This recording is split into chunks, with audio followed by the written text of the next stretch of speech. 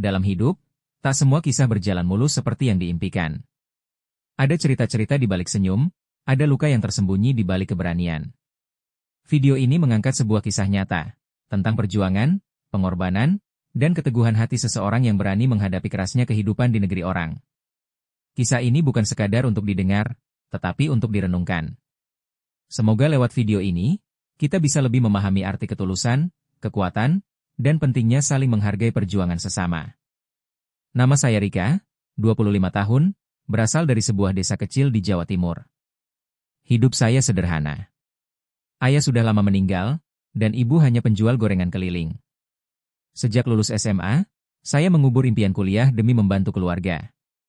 Hingga suatu hari, seorang wanita bernama Bu Yuni datang ke kampung saya. Ia mengaku sebagai agen penyalur tenaga kerja ke luar negeri. Ia membawa brosur berwarna-warni yang memamerkan kehidupan glamor para TKW di negara-negara Timur Tengah. Gambar-gambar itu menampilkan wanita tersenyum sambil memegang uang berlembar-lembar, tinggal di rumah mewah, dan mengenakan pakaian bagus. Rika, kamu masih muda. Di sana gajinya bisa 7 juta per bulan, bahkan lebih kalau rajin. Rumah majikan bagus, kerja juga ringan. Cuma bantu bersih-bersih, gak akan berat kok, ucap Bu Yuni meyakinkan. Saya ragu. Tapi saat melihat ibu kelelahan menarik gerobak jualannya, hati saya hancur. Saya ingin bantu. Saya ingin hidup kami berubah. Setelah berdiskusi, ibu pun, meski berat hati, mengizinkan saya berangkat. 2 minggu kemudian, saya dan 3 perempuan lain dibawa ke Jakarta. Kami tinggal di sebuah mes penampungan milik agen. Di sana kami dilatih sedikit-sedikit soal pekerjaan rumah dan bahasa dasar Arab. Tapi semakin lama tinggal, perasaan saya mulai tidak enak. Beberapa dari kami mengeluh sakit, tapi tak diizinkan berobat. Makanan seadanya. Beberapa malam, saya mendengar tangisan dari kamar sebelah. Tapi saat saya tanya, mereka diam. Tatapan mereka kosong, seolah menyimpan trauma yang tak terucap. Saya pikir semua ini hanya bagian dari proses. Saya tetap bertahan. Saya harus kuat demi ibu. Demi masa depan yang lebih baik. Akhirnya, hari itu datang juga. Saya dipanggil oleh staf agen dan diberitahu bahwa majikan di Arab Saudi sudah siap menerima saya. Saya disuruh tanda tangan surat kontrak yang saya bahkan tak bisa baca karena semua dalam bahasa asing. Sudah, Rika. Ini standar. Tanda tangan saja, nanti akan dijelaskan lagi di sana, kata staf itu sambil tersenyum tipis. Tanpa pikir panjang, saya tanda tangan. Tanpa saya tahu, itulah awal dari mimpi buruk panjang yang tak pernah saya bayangkan sebelumnya. Pesawat mendarat di Bandara Internasional King Khalid, Riyadh, dini hari. Mata saya berat karena perjalanan jauh, tapi hati ini campur aduk antara takut dan harap. Saat keluar dari pintu kedatangan, saya melihat pria berjas hitam menunggu sambil membawa papan nama bertuliskan, Rika Ahmad. Saya melambaikan tangan. Ia menghampiri tanpa bicara sepatah kata pun. Ia langsung menarik koper saya dan menyuruh saya mengikutinya. Sikapnya dingin dan tak ramah. Saya naik ke dalam mobil besar berwarna hitam pekat yang jendelanya gelap semua. Di dalam, hanya kami berdua. Saya duduk tegang sambil memeluk tas kecil saya. Perjalanan memakan waktu hampir 2 jam.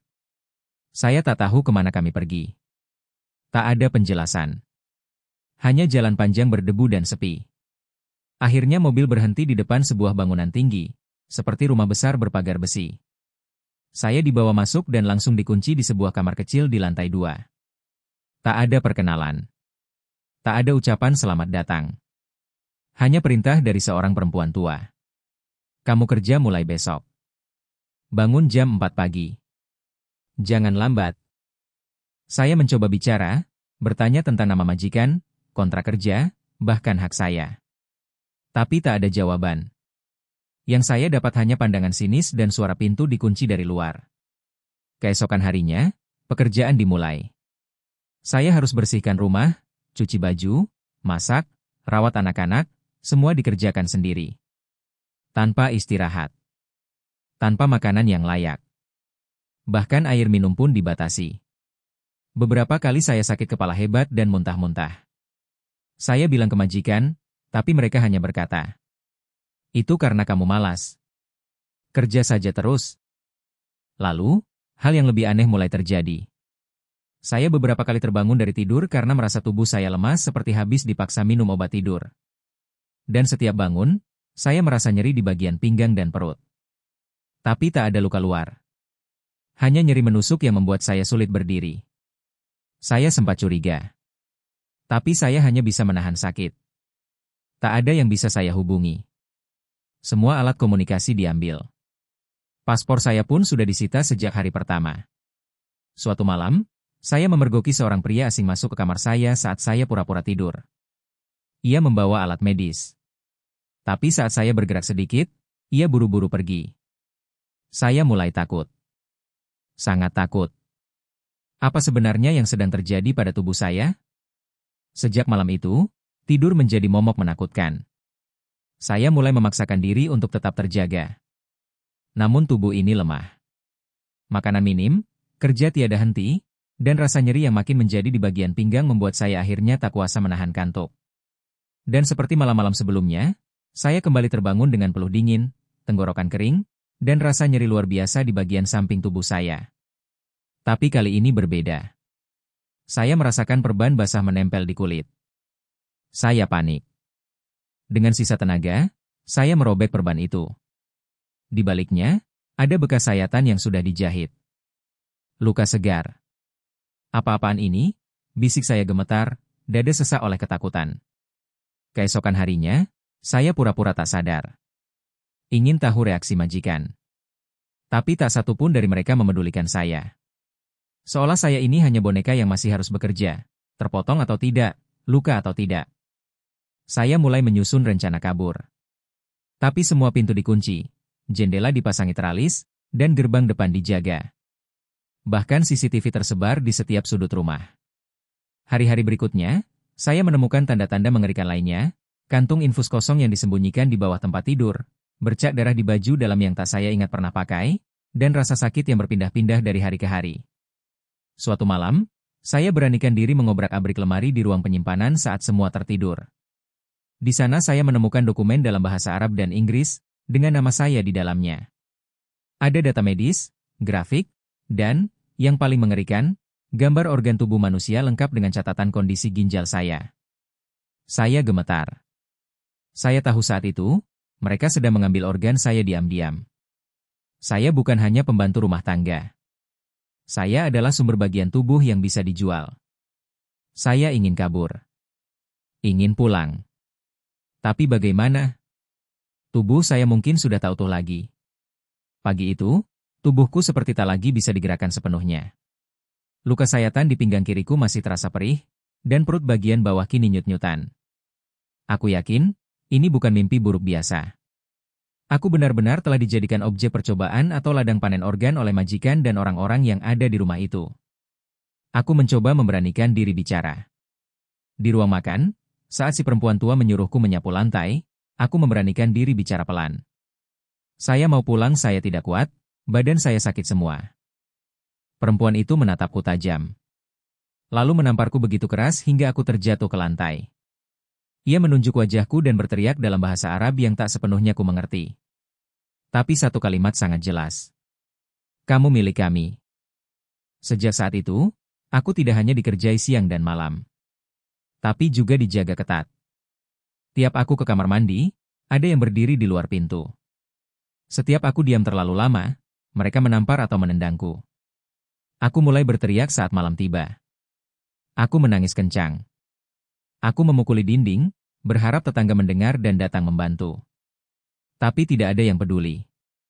Entah rumah itu terlalu jauh dari tetangga, atau semua orang di lingkungan itu sudah biasa melihat penderitaan seperti ini. Aku mulai nekat. Suatu malam, aku mengambil garpu dari dapur dan menyembunyikannya di bawah bantal. Aku berniat melukai siapapun yang masuk diam-diam ke kamarku. Tapi malam itu, tak ada yang datang. Mungkin mereka tahu aku mulai sadar. Atau mungkin mereka menunggu saat tubuhku lemah kembali. Keesokan harinya, tubuhku demam tinggi. Aku muntah terus-menerus dan nyaris pingsan di dapur. Majikan hanya melirikku. Mereka tak membawaku ke dokter, tapi seseorang datang malam harinya, bukan dokter, tapi pria bertubuh besar yang membawa tas hitam berisi jarum suntik dan botol-botol kecil. Aku menangis. Aku memohon. Tolong, saya mau pulang, saya belum mati. Pria itu hanya menatap dingin, lalu menyuntik lenganku. Dalam hitungan menit, semuanya gelap. Aku terbangun 2 hari kemudian. Kali ini dengan 2 perban baru di tubuhku. Satu di bawah tulang rusuk, satu lagi di punggung bawah. Dan darah ada di spray. Begitu banyak darah. Aku menangis sejadi-jadinya.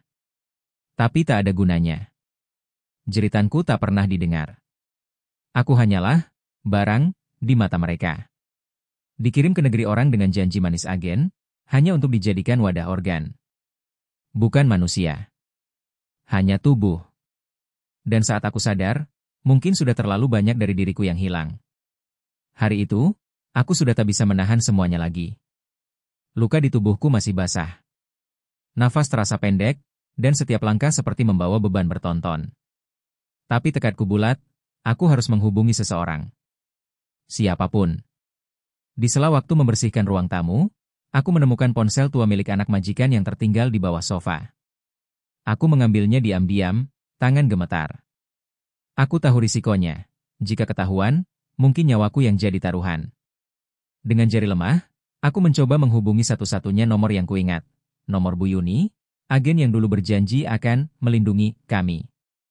Nomor itu kuhafal karena dicetak di brosur rekrutmen yang dulu ia sebarkan di desa. Nada sambung terdengar. Lalu terjawab. Halo? Ini siapa? Bu Yuni. Ini Rika. Saya disiksa, Bu, saya minta tolong, tubuh saya diambil, saya nggak tahu lagi harus ke siapa. Hening. Lalu terdengar helaan napas berat dari ujung sana. Rika, kamu harus tenang. Itu bagian dari prosedur medis. Mereka mungkin hanya periksa kesehatanmu. Jangan berpikir yang aneh-aneh. Aku terpaku. Bu, saya kehilangan organ. Ada luka jahitan di tubuh saya. Saya nggak bohong. Tapi Bu Yuni tak menggubris. Nada suaranya berubah lebih tegas dan dingin. Rika, kamu tanda tangan kontrak. Semua sudah dijelaskan. Jangan buat masalah.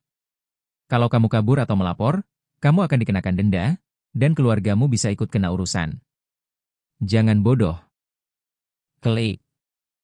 Telepon ditutup. Aku terdiam. Ponsel jatuh dari tangan. Duniaku runtuh seketika. Jadi selama ini, semuanya memang direncanakan? Agen yang kuanggap penyelamat, justru adalah bagian dari rantai perdagangan manusia ini. Ia bukan hanya tahu, tapi terlibat langsung. Malam itu aku hanya bisa menatap langit-langit kamar sambil memeluk tubuhku yang penuh luka. Aku mulai bertanya pada diri sendiri. Apakah aku masih lengkap sebagai manusia? Atau hanya sekadar sisa tubuh yang tinggal menunggu bagian terakhir diambil? Tiba-tiba, suara pintu kamar dibuka paksa. 2 pria bertubuh besar masuk. Salah satu dari mereka membawa suntikan. Yang lain menarik lenganku. Tidak. Jangan. Aku berteriak sekuat tenaga. Tapi seperti biasa, tak ada yang datang. Tak ada yang peduli. Suntikan itu menusuk lengan kiriku. Cairannya dingin, dan dalam hitungan detik tubuhku mulai lemas. Tapi malam itu, entah karena Tuhan mendengar doaku, efeknya tak langsung membuatku tertidur total. Aku masih setengah sadar, meski penglihatan mulai buram dan suara-suara terdengar seperti gema jauh. Aku pura-pura pingsan. Mereka mengangkat tubuhku dan meletakkannya di atas kasur. Salah satu pria menyiapkan alat medis sementara yang lain memeriksa tekanan darah dan detak jantungku. Aku tetap diam, mengatur napas perlahan, mencoba bertahan dalam kepura-puraan. Saat mereka keluar untuk mengambil sesuatu, aku mengerahkan semua tenaga yang tersisa. Dengan gemetar, aku bangkit dan menyeret kakiku ke pintu kamar. Syukurlah, mereka lupa mengunci.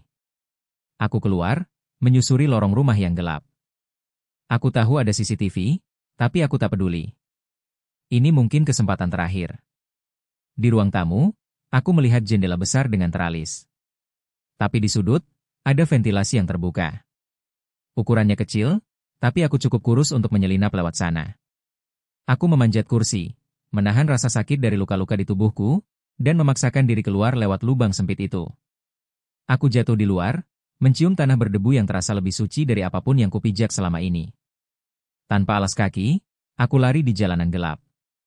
Tak tahu arah, tak tahu tujuan. Malam di gurun Ara begitu dingin, tapi tubuhku dipenuhi keringat dan darah. Aku mengetuk pintu rumah-rumah di pinggir jalan. Tak ada yang membuka. Wajah asing, dengan kondisi penuh luka, siapa yang mau percaya? Akhirnya, aku pingsan di pinggir jalan. Aku terbangun di sebuah ruang putih. Rumah sakit. Seorang perempuan muda berkerudung menatapku dari sisi ranjang. Ia memperkenalkan diri sebagai Sarah, seorang relawan LSM lokal yang menangani korban perdagangan manusia. Rupanya, aku ditemukan oleh seorang supir taksi yang melihat tubuhku tergeletak dan langsung membawa ke rumah sakit. Sarah bilang, kondisi tubuhku kritis saat ditemukan. Luka sayat bekas operasi ditemukan di 3 titik, dan 1 ginjalku telah hilang. Rika, kamu korban. Tapi sekarang kamu aman, katanya sambil menggenggam tanganku. Aku menangis sekeras-kerasnya. Setelah semua rasa sakit, semua siksaan, akhirnya, ada yang mendengar jeritanku. Tapi ini belum berakhir. Aku tahu, masih banyak yang harus kuhadapi. Masih banyak kebenaran yang harus dibuka. Dan aku bertekad, aku akan pulang. Aku akan bercerita. Dunia harus tahu apa yang dilakukan mereka padaku, dan mungkin juga pada banyak TKW lain yang tak pernah sempat pulang.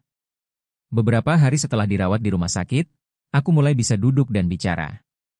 Luka fisik perlahan membaik, tapi luka di dalam, ketakutan, trauma, kehilangan, masih membekas lebih dalam dari apapun.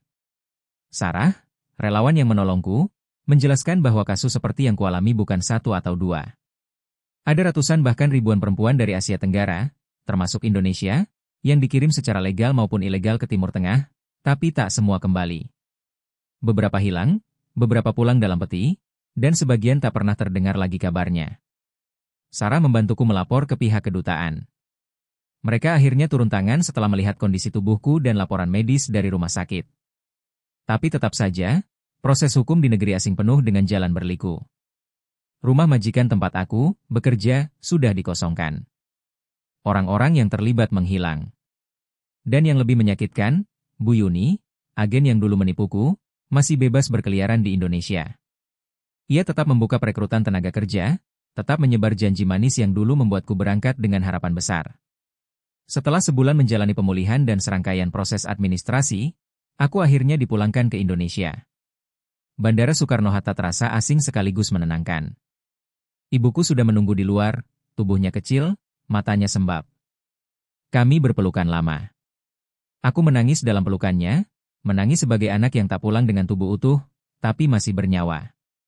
Masih bisa kembali. Di desa, aku menjadi bahan bisik-bisik. Sebagian iba, sebagian penasaran. Tapi aku tak peduli. Aku mulai bercerita, ke tetangga, ke RT, ke siapapun yang mau dengar.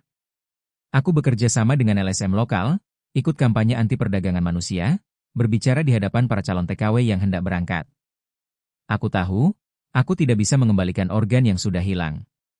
Aku tidak bisa menghapus trauma dari malam-malam gelap itu.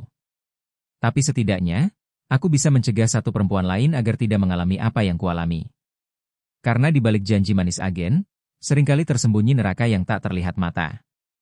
Dan meski tubuhku sudah tak utuh lagi, aku masih punya suara. Dan suara ini akan terus bercerita. Tentang kebenaran yang terkubur, dan luka yang abadi.